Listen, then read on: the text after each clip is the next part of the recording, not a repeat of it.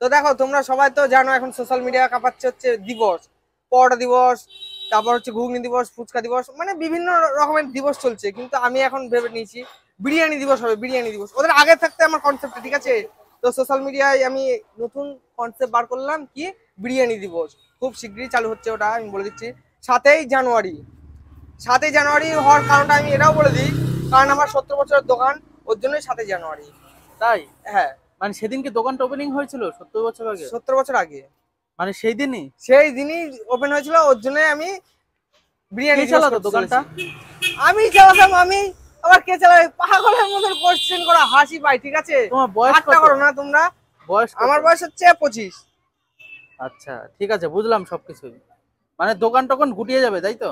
কে বলেছে ভাই দোকান গোটাবে? তোমরা দীর্ঘদিন ধরে আসছো, দেখো দিন দিন মানে কি বলবো, ডেভেলপ হচ্ছে।